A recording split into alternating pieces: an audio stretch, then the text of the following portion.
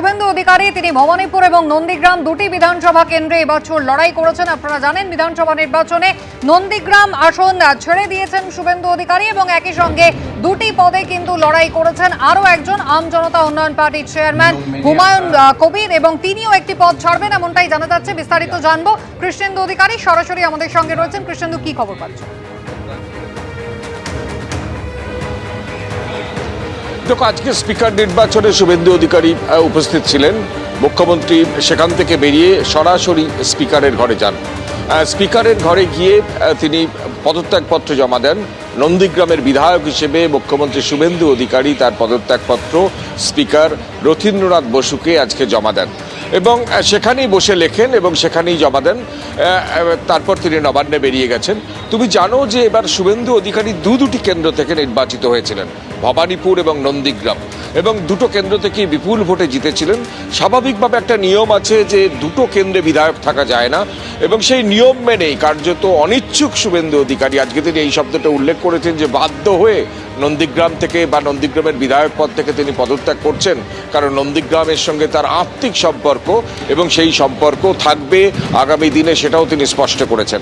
14ই March বা 10ই November যে সমস্ত নন্দীগ্রামের দিনগুলোতে শুভেন্দু অধিকারী সেখানে একদম তার সঙ্গে বন্ধন ছিল, সেই দিনগুলোতে তিনি যাবেন, সেখানকার বিধায়ক যে কার্যালয় সেটা থাকবে, কিন্তু নিয়ম মেনে বাধ্য হয়েই তাকে পদত্যাগপত্র দিতে হচ্ছে, এমনটাই শুভেন্দু অধিকারী স্পিকারের সামনে দাঁড়িয়ে দাঁড়িয়ে জানিয়েছেন। এবং স্পিকারও জানিয়েছেন যে নিয়ম মেনে শুভেন্দু অধিকারীর পদত্যাগপত্র তিনি গ্রহণ করেছেন, কারণ দুটো জায়গা থেকে বিধায়ক হয়ে থাকা যায় না। এবং নন্দীগ্রাম থেকে বিধায়ক পদ ছেড়ে দিলেন শুভেন্দু অধিকারী। কিছুদিন আগেই তিনি বলছিলেন ছাড়বেন, কিন্তু আজকে একদম অফিসিয়ালি চিঠি লিখে স্পিকারকে সেই পদত্যাগপত্র জমা দিলেন। অর্থাৎ এখন রাজ্যের মুখ্যমন্ত্রী ভবানীপুরের বিধায়ক।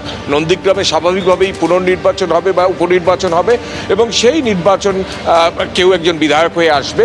কিন্তু শুভেন্দু অধিকারী নন্দীগ্রামবাসীকে আশ্বস্ত করেছেন স্পিকারের সামনে দাঁড়িয়ে যে নন্দীগ্রামবাসীর কোনো আশঙ্কিত হওয়ার কোনো কারণ নেই, কারণ যে জলজীবন মিশন থেকে যে প্রকল্প তিনি চালু করার চেষ্টা করেছিলেন এবং তিনি অভিযোগ করছেন যে তৃণমূল সরকার সেটা করতে দেয়নি এতদিন, সেই প্রকল্প কিন্তু আজ থেকেই শুরু হয়ে গেছে। এবং পাশাপাশি এটাও তিনি জানাচ্ছেন যে নন্দীগ্রামের সঙ্গে তার যে সম্পর্ক সেই সম্পর্ক কোনোদিন বিচ্ছেদ হবে না। এমনকি নন্দীগ্রামের একটা সময় উপনির্বাচনে অন্য একজন প্রার্থী জিতেছিলেন, সেদিকেও নজর ছিল শুভেন্দু অধিকারীর। তিনি আজকে জানিয়েছেন তিনি রাজ্যের মুখ্যমন্ত্রী, সমস্ত কেন্দ্রে তার নজর থাকবে এবং বিশেষভাবে নন্দীগ্রামে তার নজর থাকবে। তুমি শুভেন্দু অধিকারীর রাজনৈতিক জীবনে তুমি যদি দেখো যে নন্দীগ্রামের একটা বিরাট ভূমিকা আছে। নন্দীগ্রামের মানুষকে আশ্বস্ত করেছেন মুখ্যমন্ত্রী শুভেন্দু অধিকারী। কৃষ্ণেন্দু, ধন্যবাদ। তিনি ভবানীপুর আসনে থাকছেন, তবে নন্দীগ্রাম বিধানসভা কেন্দ্র থেকে তিনি নিজের পদত্যাগপত্র ইতিমধ্যেই দিয়ে দিয়েছেন। আর এই জায়গায় আপনাদের শোনাবো হুমায়ুন কবির, যিনি নওদা রাখছেন, কিন্তু রেজিনগর থেকে যিনি পদত্যাগ করবেন বলে জানা যাচ্ছে।